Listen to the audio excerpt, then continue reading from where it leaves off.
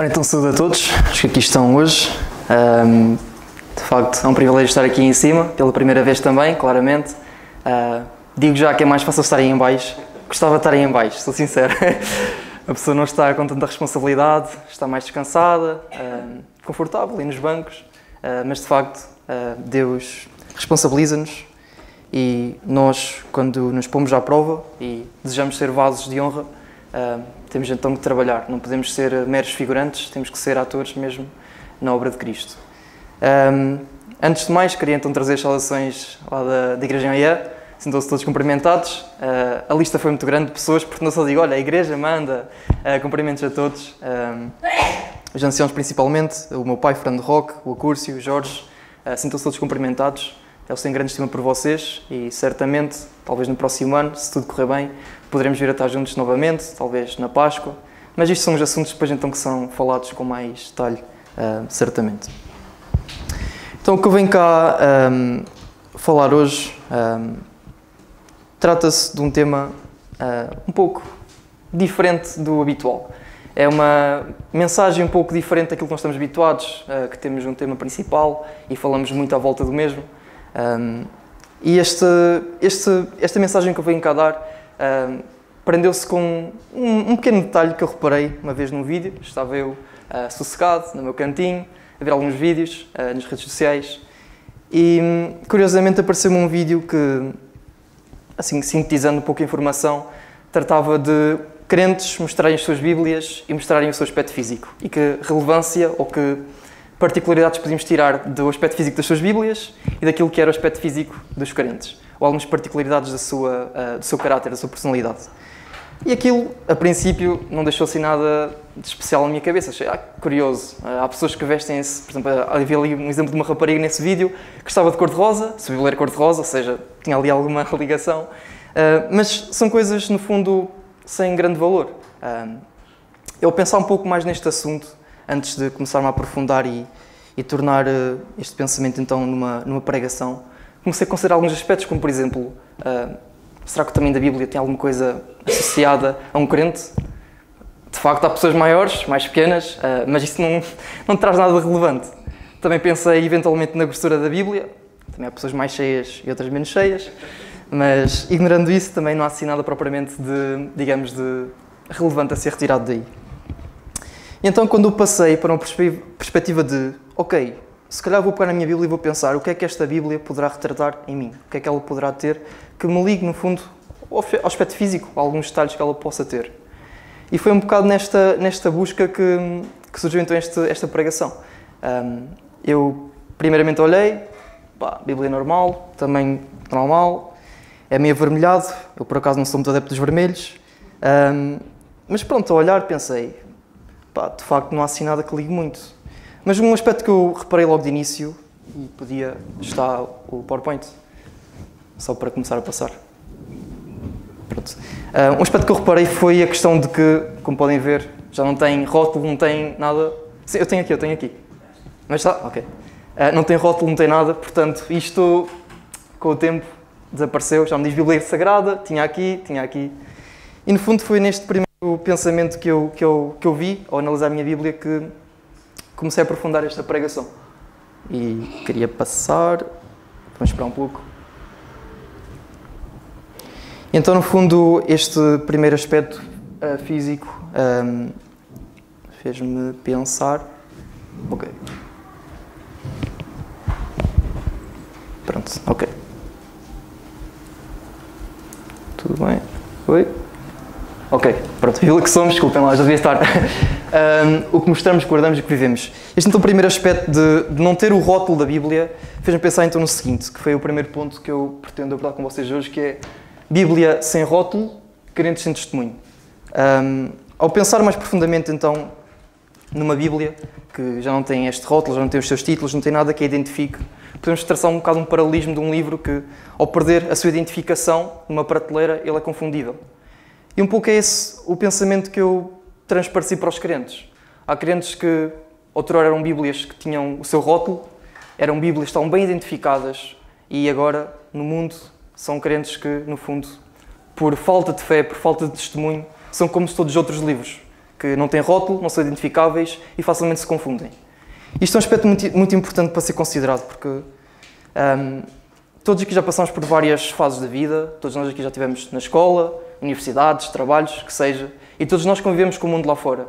E muitas vezes é difícil para nós identificarmos com Cristo. Sabemos que não somos bem recebidos, muitas vezes preferimos ocultar até a nossa fé e aquilo que é o nosso viver para não mostrarmos a Cristo por vários motivos, vergonha, orgulho, outras coisas, para sermos às vezes bem aceitos na sociedade.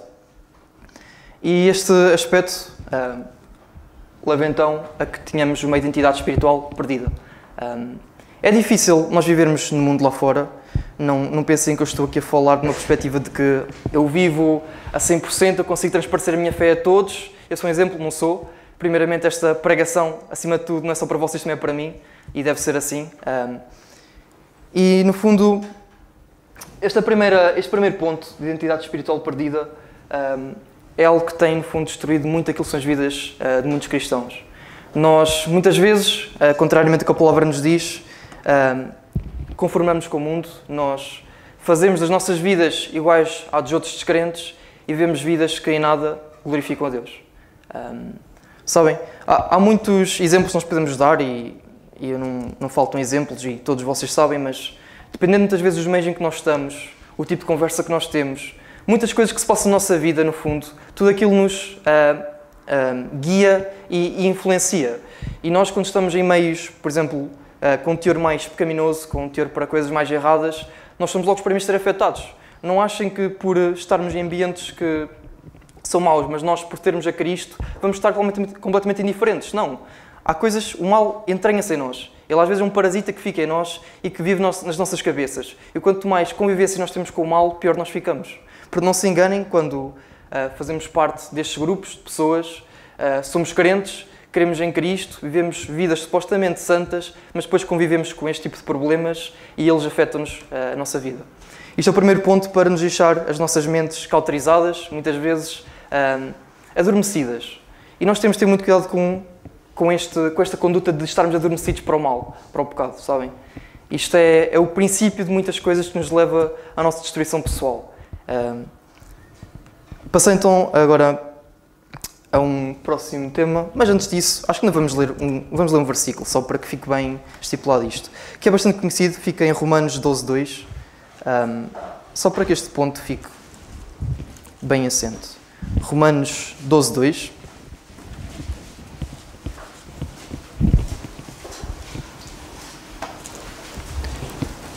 E então em Romanos 12:2 diz: Não vos conformeis com este mundo, mas transformai-vos pela renovação do vosso entendimento. Mais uma vez, não vos conformeis com este mundo, mas transformai-vos pela renovação do vosso entendimento. Sabem, a Bíblia mostra-nos constantemente que o mundo lá fora é difícil, ele puxa-nos e a nossa carne é fraca. Há outro versículo que também é muito conhecido, em Mateus, que diz que o espírito está pronto, mas a carne é fraca.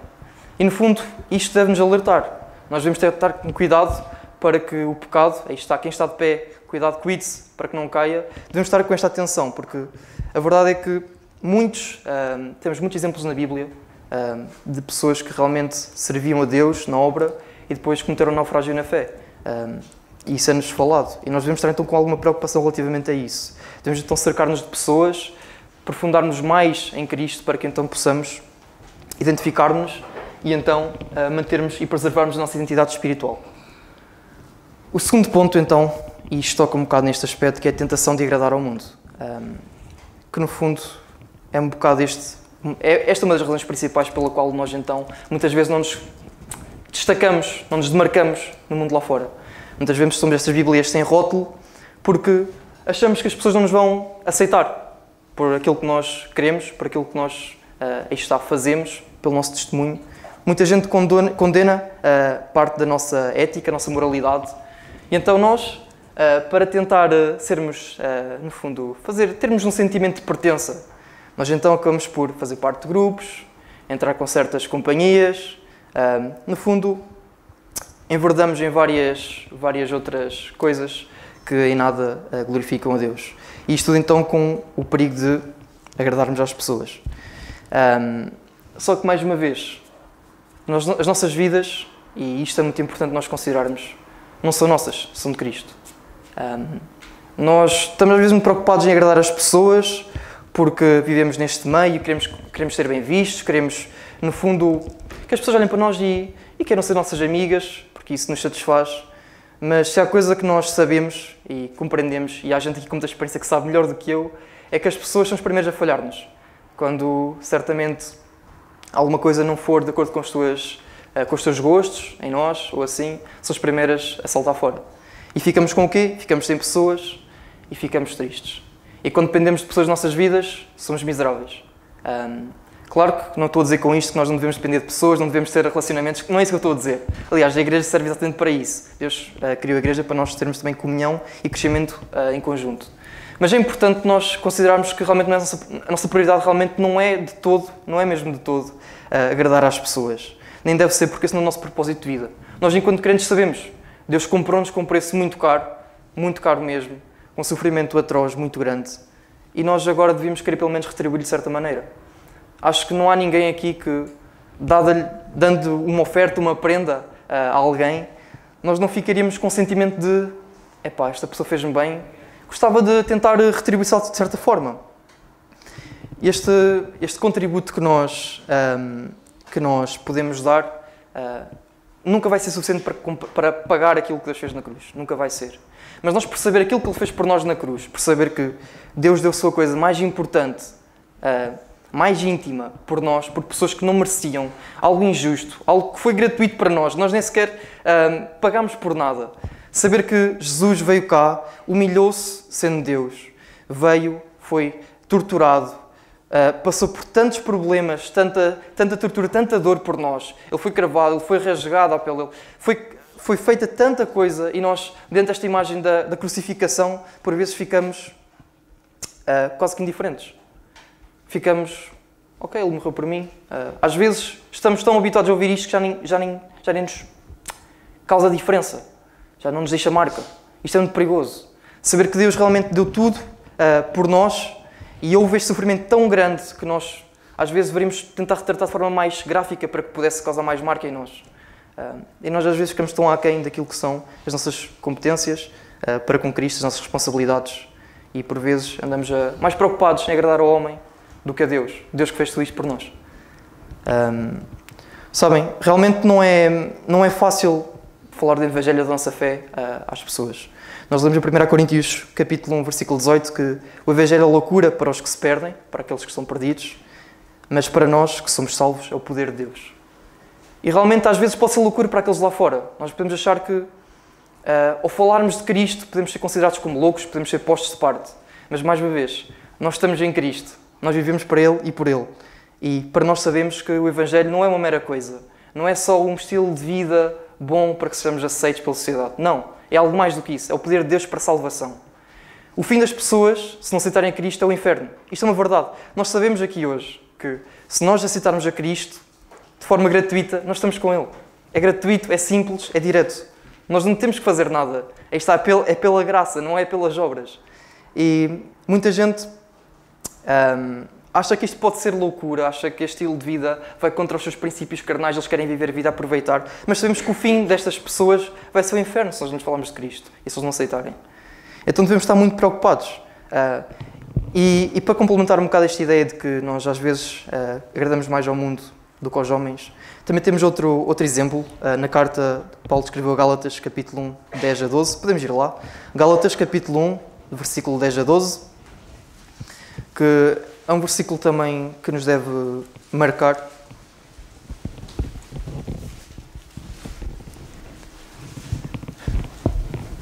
Embora não esteja neste contexto a 100%, mas nós conseguimos retirar daqui algumas ilações. Então, Gálatas, capítulo 1, versículo 10 a 12, diz o seguinte: Porque persuado eu agora a homens ou a Deus? Ou procuro agradar a homens? Se estivesse agradando aos homens, não seria servo de Cristo.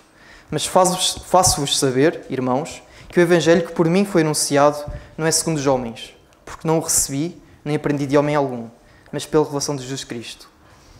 A primeira parte, principalmente desta passagem, de 10 a 12, fala exatamente da questão de persuadir homens ou a Deus. E é isto, no fundo, é um bocado o resumo daquilo que é, às vezes, a nossa comunidade aqui na Terra. Estamos mais preocupados em persuadir os homens, estarmos envolvidos com estes entretenimentos carnais, digamos assim, mas não é para isso que Deus nos chama, não é para isso que Deus nos dá propósito de viver. É sim para nós, então, estarmos, no fundo, viver uma vida santa de santidade em Cristo. Devemos, então, não andar a persuadir homens, não com esse objetivo. Nós não ganhamos nada com isso. O ganharmos é temporário. E, então, buscar servir a Deus.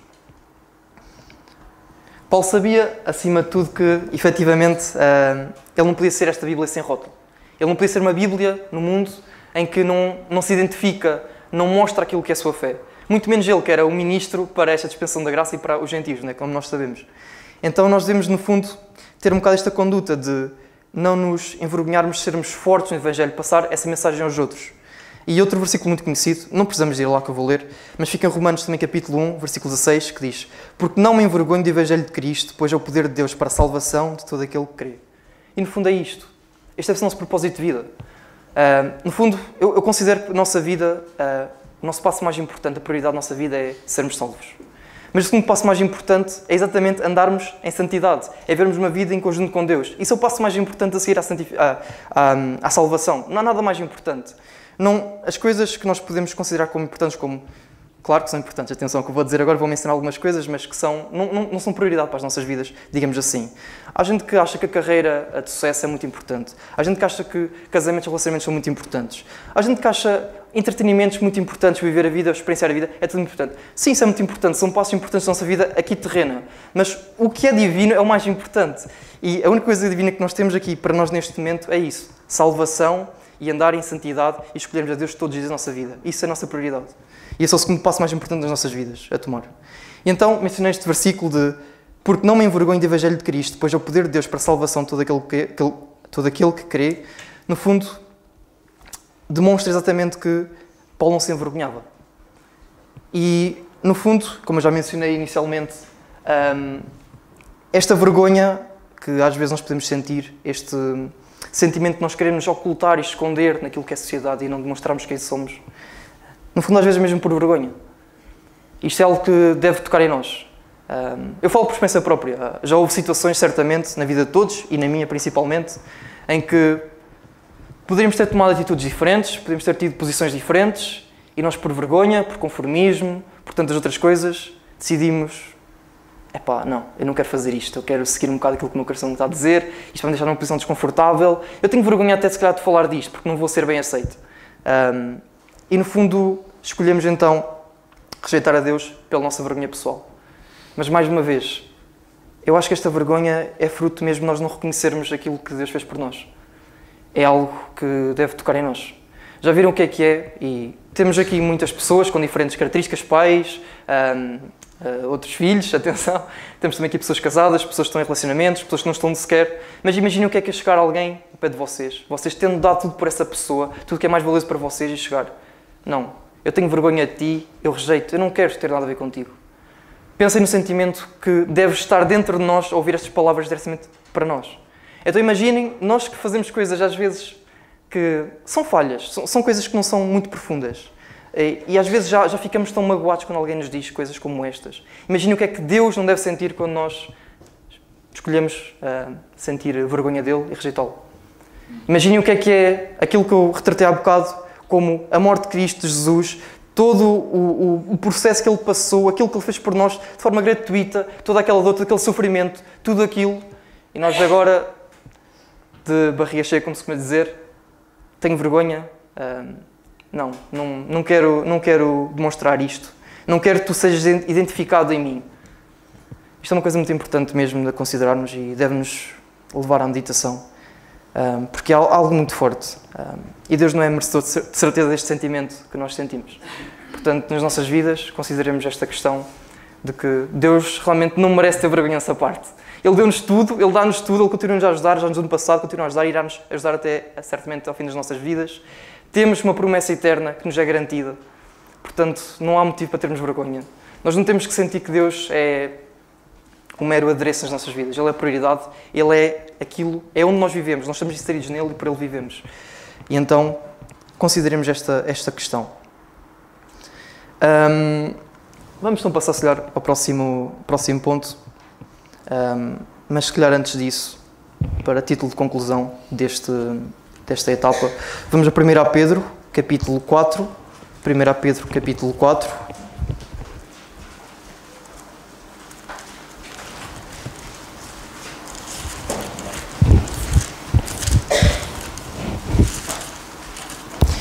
E vamos ler do versículo 1 a 7 e depois de 12 a 16. Portanto, 1 Pedro 4, 1 a 7 e depois 12 a 16. Eu pedia, pode ser ao Carlos para ler, para não estarem a ouvir-me a mim sempre. Do 1 ao 7 e do 12 ao 16. Capítulo 4. 1 Pedro, capítulo 4, 1, 7 e 12, 16.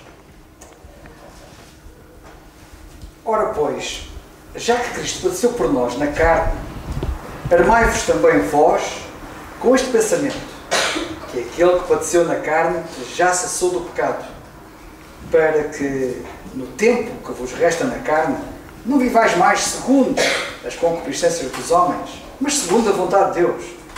Porque é bastante que no tempo passado da vida fizéssemos a vontade dos gentios, andando em dissolução, concupiscências, borrachices, glutonarias, bebedices e abomináveis idolatrias.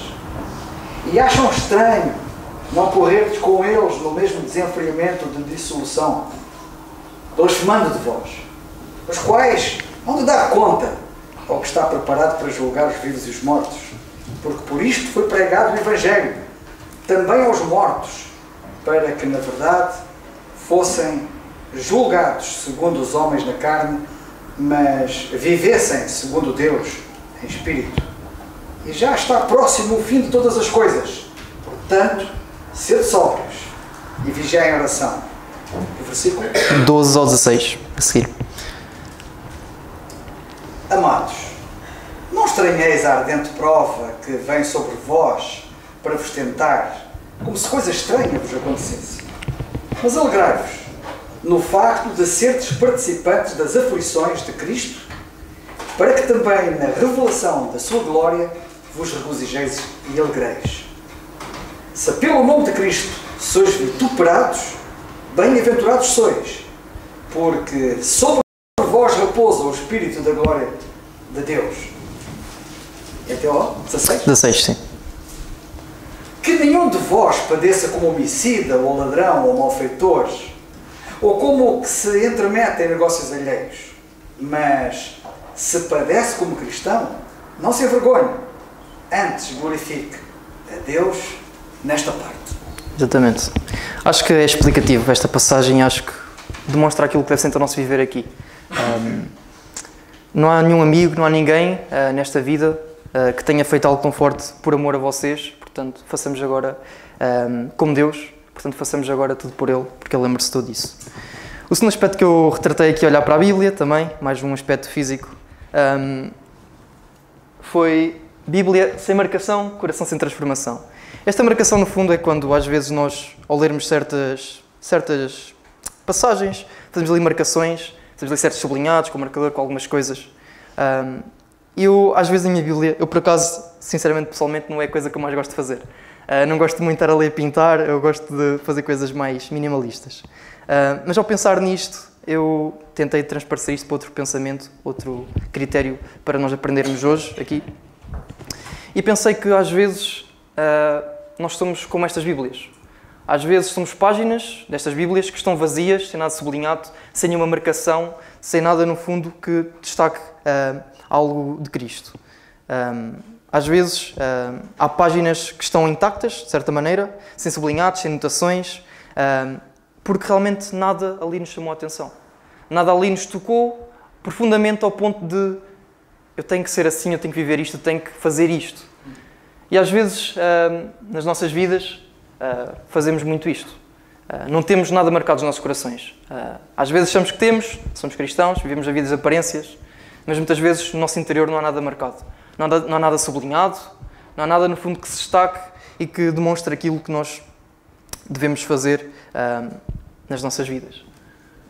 E então isto traz vidas sem transformação, mais uma vez. São vidas que são de aparências, vidas no fundo que não estão firmes, não têm convicções. E há muitos crentes assim. Muitas vezes são crentes que não têm estas marcas, não têm nada no seu interior, vivem a vida de forma, como todos os outros.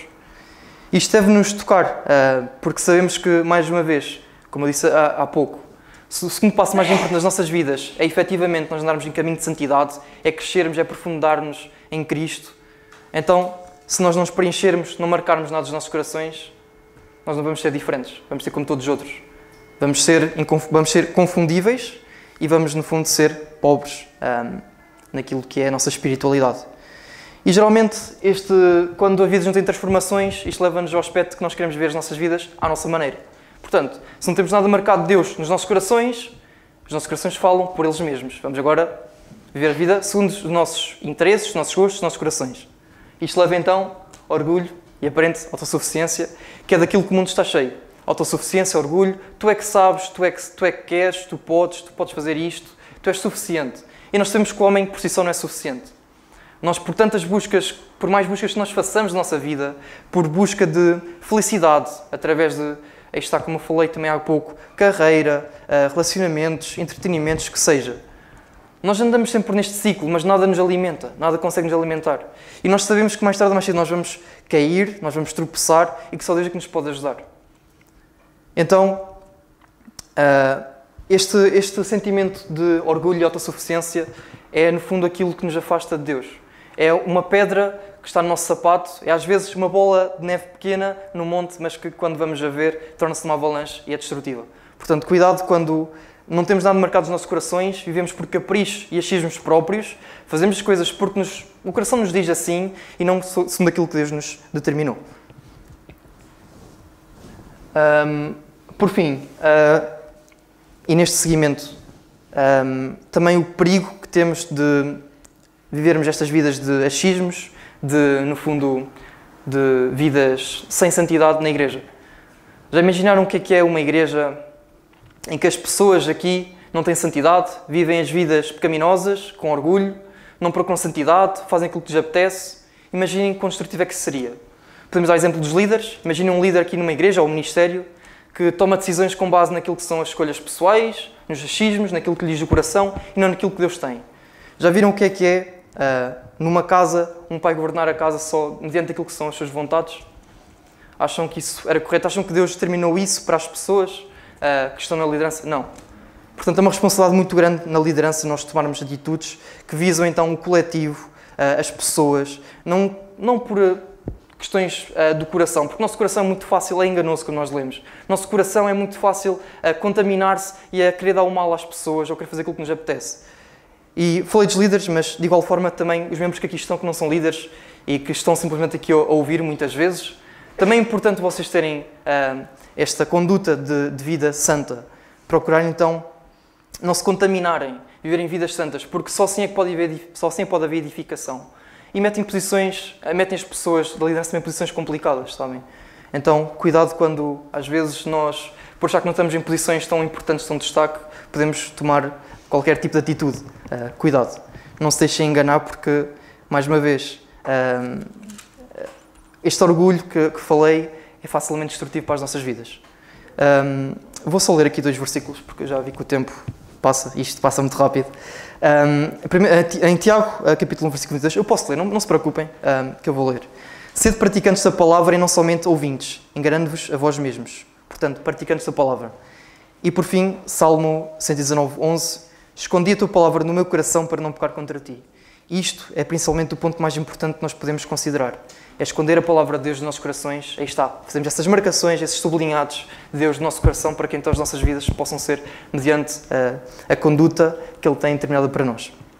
E por fim, o último ponto, toca com Bíblias com folhas coladas, fé frágil e sem prática. Quando nós compramos Bíblias novas, já foi tempo, porque a minha foi nova, muitas vezes eu reparava que certas folhas vinham coladas e eu tinha que ler ou passar por ali para descolar. E isto, no fundo, também foi um pensamento que me fez refletir. Às vezes, nós somos um pouco assim também. Somos Bíblias, no fundo, com folhas ainda coladas, que não foram desfolhadas e que, no fundo, apresentam inércia, desinteresse ou desleixo na fé. Sabem, é muito fácil estar sentado numa igreja, ir à igreja por tradição, porque vou todos os domingos, gosto do que se ouve. É muito fácil irmos lá e ouvirmos e depois chego à casa, Bíblia na estante e não praticamos fé. E às vezes isto cria em nós este sentimento de folhas coladas. Nós não nos preocupamos em aprofundar mais em Cristo. Nós não nos preocupamos em querer saber mais sobre Ele, perceber quais é que são os propósitos dele para as nossas vidas. Não queremos criar um relacionamento tão forte quanto Ele, porque temos inércia, temos desinteresse, temos desleixo, não sentimos a necessidade, não queremos a necessidade dos nossos corações, sabem? E no fundo é isto. Às vezes vivemos, e próximo ponto, com este desinteresse por Deus e pela sua palavra. E isto no fundo cria em nós, como está ali no título, uma fé frágil. Não temos convicções próprias, muitas vezes também. Muitas vezes, as convicções que nós temos nas nossas vidas é fruto das convicções de outros. E quando as coisas são assim, elas são como fundamentos na areia. Elas caem, elas não sobrevivem. Portanto, não se enganem ao achar que vir à igreja só ouvir a palavra de Deus é suficiente para criar uma relação forte com Deus, para perceber aquilo que Ele quer para mim. E mantemos essas folhas coladas. Não aprofundamos mais e vivemos nesta ignorância que Deus, de certa maneira, não quer mesmo que nós vivamos assim. E, por fim, uma coisa muito importante neste ponto é que, quando vivemos neste desleixo, também a nossa fé é facilmente abalada e, geralmente, não vivemos segundo as boas obras ou quando tentamos fazer boas obras, às vezes estamos vazios daquilo que nós fazemos porque não sabemos o principal propósito para o que as fazemos. E isto leva-nos então à falta de discernimento espiritual. Nós andarmos aqui nas nossas vidas enganados, sem aprofundarmos mais em Cristo, sem sabermos mais sobre Ele, sem querermos ter um relacionamento forte com Ele e vivemos vidas no fundo vãs e que muitas vezes, quando somos confrontados por descrentes, por exemplo, somos facilmente abalados. Este abalar por descrentes às vezes é desafiante, porque há muitos argumentos que são dados e às vezes o nosso coração aflige-se com certas coisas, às vezes nem sempre temos uma resposta pronta a dar, mas Deus diz-nos e incentiva-nos a nós estarmos prontos sempre, a toda a hora, para que possamos ser sábios e então trazer, no fundo, o Evangelho a outras pessoas. Mas também é muito importante termos este interesse, porque a nível doutrinal, e sabemos que há muitas doutrinas neste mundo fora, quando somos confrontados com certas ideologias, nós facilmente caímos. E se não formos crentes que descolam estas páginas, que se aprofundam na palavra, que estão firmes aqui, então facilmente caímos e somos como todos os outros. Sabemos que há muitas igrejas que apoiam aí evangelhos de riquezas, quanto mais dás, mais recebes, muitas outras coisas que são enganosas e que não são de todo Deus. Então não nos deixemos enganar, no fundo, por este tipo de coisas, aprofundemos-nos nesta palavra de Deus. E atenção, mais uma vez em contexto de igreja, e já que estamos aqui a falar de igreja, cuidado para que esta nossa imaturidade, este nosso desleixo não se aplique à igreja. Imaginem um exemplo em que esta igreja aqui só tinha pessoas que eram fracas na fé. Imaginem quão destrutivo isso seria nas vidas de cada um que aqui está. Se o que aqui fosse a ser falado aqui à frente fosse só sentimentos, de que Deus ama-vos, é amor, obrigado, podem ir, acabou. Imaginem o que é que seria uma igreja que não está preocupada com coisas verdadeiras, intensas, profundas, com Deus, verdadeiramente. Imaginem o que é que seria a nossa edificação, a nossa forma de viver, o que é que seria extraído, no fundo, destes cultos. Não seria nada. E nós, no fundo, como igreja, temos esta responsabilidade. Temos a responsabilidade, no fundo, de sermos maduros, para que não sejamos só alimentados por aquilo que está a ser falado aqui à frente, mas para que possamos alimentar todos que aqui estão. Nossa conversa, nosso conviver com outras pessoas, também lá fora. Nós temos essa responsabilidade. Nós somos chamados a ser coluna e firmeza da verdade. É este o principal objetivo da igreja. E se não for esse o nosso viver diário, for firmeza, se for verdade, se for santidade, então nós não vamos ter nada disso, vamos ser fracos. Podemos ir a Efésios e também já em título mais de conclusão. Um versículo que resume, no fundo, muito isto. Efésios, capítulo 4, versículo 3 a 16. Que, no fundo, Paulo vai explicar exatamente aquilo que deve ser a nossa conduta. Que vai ser a nossa conduta e o que é que nós não devemos ser. Portanto, em Efésios 4, de versículo 3 ao 16, diz-nos o seguinte. Até que todos cheguemos à unidade da fé e ao conhecimento do Filho de Deus, a homem perfeito à medida da estatura completa de Cristo, para que não sejamos mais meninos inconstantes, levados em roda por todo o vento de doutrina, pelo engano dos homens, que com astúcia enganam fraudulosamente. Antes, seguindo a verdade em amor, cresçamos em tudo naquele que é a cabeça, Cristo, do qual todo o corpo, bem ajustado e ligado pelo auxílio de todas as juntas, segundo a justa operação de cada parte, faz o aumento do corpo para a sua edificação em amor. Isto, no fundo, resume. Não devemos ser meninos, devemos procurar ser fortes, preencher-nos, para que não só nós sejamos firmes e estejamos a seguir a vontade de Deus, mas para que todos à nossa volta, sejam crentes ou descrentes, sejam edificados. E passo agora o título mais conclusão e resumo. Primeiramente, vimos então para não sermos Bíblias sem rótulos, identificáveis no mundo, exatamente, para não sermos confundidos com outro tipo de livro, antes sejamos crentes, com fé, testemunho e verde marcado do mundo, de forma contínua, todos os dias. É uma escolha que nós fazemos, mas é por amor a Cristo que fez muito mais por nós. Em segundo, vimos então para não sermos Bíblias sem marcações, no fundo, guardarmos a palavra de Deus e os preceitos do nosso coração, fugindo das vontades carnais que nós temos e do agradar ao mundo.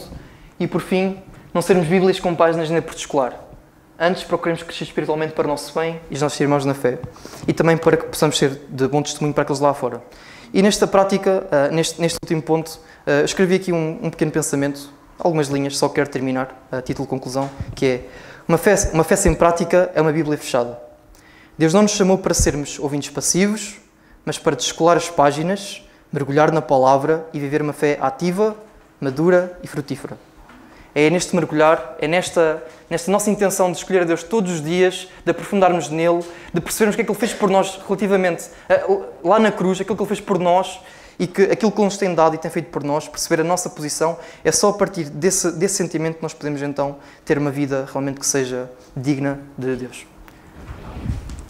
Vamos então terminar. Eu vou terminar com a oração. Nosso Pai, nós te queremos agradecer por todos os privilégios que nos tens dado, Senhor, por tu tens feito nas nossas vidas e queremos te agradecer, Senhor, por ser sempre fiel a nós, Senhor.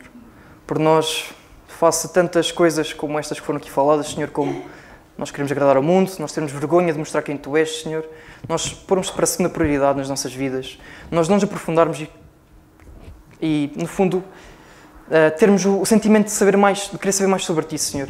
Por estas falhas todas que nós temos demonstrado nas nossas vidas, Senhor, perdoa-nos e ajuda-nos a melhorar nisto, Senhor. Molda os nossos corações, do interior para fora, para que possamos ver vidas santas, Senhor, e vidas que tragam alegria, Senhor, e felicidade a Ti, Senhor. Tu és merecedor de tudo isto e ajuda-nos a reconhecer isso, Senhor. Ajuda-nos a tentar retribuir com tudo que nós somos, Senhor, com tudo que são os nossos recursos. Ajuda-nos a retribuir, Senhor, este Teu pagamento lá na cruz, Senhor. Sabemos que vamos te falhar muitas vezes, sabemos que nós não somos perfeitos, e que a luta é difícil, Senhor, aqui na Terra, mas Tu venceste o mundo, Senhor, e Tu mostras-nos que a vida contigo, Senhor, vale a pena e é muito melhor do que uma vida sem propósito, como vemos em muitos crentes, Senhor. Ajuda-nos estão aqui, Senhor, a meditarmos no que foi falado, Senhor, e a considerarmos estas palavras nos nossos corações, a marcarmos-las, Senhor, no nosso coração, para que então possamos viver vidas santas, Senhor. Ajuda todos que aqui estão então, Senhor, e queremos então com isto agradecer-te isto no Senhor Jesus. Amém.